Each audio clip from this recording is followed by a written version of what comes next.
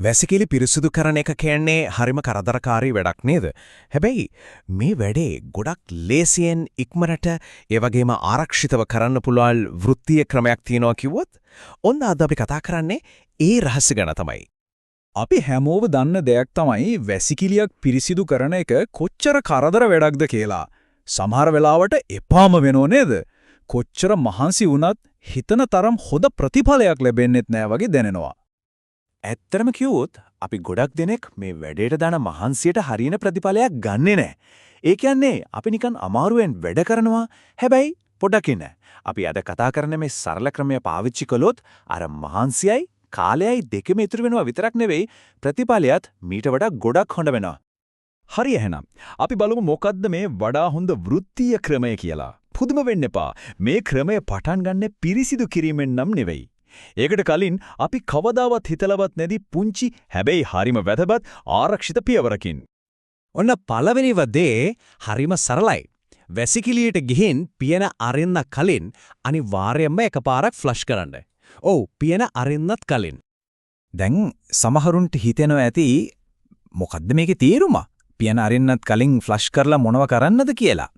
හැබැයි මේ පුංචි දේ පිටිපස්සේ හිතනවට වඩා ගොඩක් වැදගත් සෞඛ්‍යමය හේතුවක් තියෙනවා.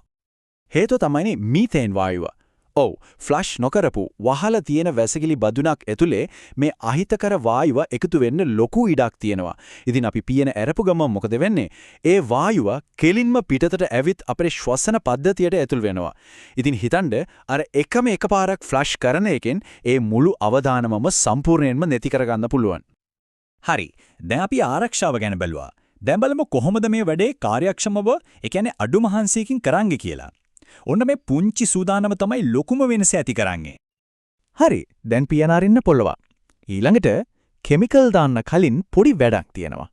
টয়ලට් බ්‍රෂ් එක අරගෙන බඳුනේ තියෙන වතුර කිහිප වතාවක්ම පහළට තල්ලු කරන්න. හොඳට තල්ලු කරනකොට බලාගෙන ඉන්න වතුර මට්ටම ටිකෙන් ටික පහළට බහිනව පෙනෙයි. හොඳයි. ඇයි අපි මෙහෙම කරන්නේ? මොකද එහෙම කරාම තමයි සාමාන්‍යයෙන් වතුර මට්ටමට යට වෙලා හැංගිලා තියෙන අර කහපාට පෙල්ලම් තීරුව උඩට මතුවෙන්නේ. අන්න ඒක තමයි අපි පිරිසිදු කරන්න ඕන නියම ඉලක්කය. ඔන්න දැන් තමයි අපි මේ මුළු ක්‍රමයේම තියෙන වැදගත්ම ඒ වගේම ගොඩක් දෙනෙක් අතින් මගහැරෙන තැනට එන්නේ. ඒ තමයි ඉවසීම. හරියටම කිව්වොත් විනාඩි 10ක ඉවසීම. අපි අර මතු කරගත්ත කහපාට තීරුවටයි බඳුන වටේටයි හොඳට ක්ලීනින් කිමිකල් එක දැම්මට පස්සේ අපි සාමාන්‍යයෙන් මොකද කරන්නේ? දාපු ගමන් බ්‍රෂ් එක අරගෙන හොඳට අතුල්ලන්න පටන් ගන්නවා. අන්න ඒක තමයි අපි කරන ලොකුම වැරද්ද. නෑ. එහෙම කරන්න එපා. මේ මුළු ක්‍රියාවලියේම තියෙන වැදගත්මම අංකය මතක තියාගන්න 10. හරියටම විනාඩි 10ක්. ඒ විනාඩි 10 වෙන්න ඕනි කිමිකල් එකට එයාගේ වැඩ හරියට කරන්න. මේ වෙනස හිතලා බලන්නකෝ. කිමිකල් දාපු ගමන් ඇතිල්ලොත් ඒක හරියට පැල්ලම එක කරන ලুকু සටනක් වගේ. ගොඩක් මහන්සි වෙන්න ඕන. වෙලාවත් යනවා. හැබැයි අනිත් පැත්තෙන් විනාඩි 10ක් ඉඳලා බ්‍රෂ් එක අතට ගත්තොත් කිසිම මහන්සියක් නැති තරම්. ඇයි? මොකද එතකොට වැඩේ කරන්නේ අපි නෙවෙයි කිමිකල් එක. මේක හරිම ලස්සනට මේ කීමනෙන් පැහැදිලි කරන්න පුළුවන්. හොඳට කිමිකල් උරාගත්ත පැල්ලමක් උඩට බ්‍රෂ් එක තිබ්බ ගමන්ම ඒක ගැලවිලා යනවා. ඒ කියන්නේ ඇත්තම කිව්වොත් ලොකුවට අතුල්ලන්න දෙයක් ඉතුරු වෙන්නෙම නෑ. හරි. එහෙනම් අපි මේ කතා කරපු සම්පූර්ණ ක්‍රමයම හරිම සරල පියවර 3කින් මතක තියාගමු. ඔන්න මතක තියාගන්න ඕන අලුත් ක්‍රමය.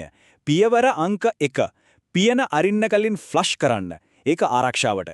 පියවර අංක 2 වතුර මට්ටම පහත් කරන්න. ඒ හැංගිලා තියෙන ඉලක්කය මතු කරගන්න. සහ තුන්වෙනි පියවර කිමිකල් දාලා ඉවසන්න. විනාඩි 10ක් ඒ වැඩේ කිමිකල් එකටම බාර දෙන්න.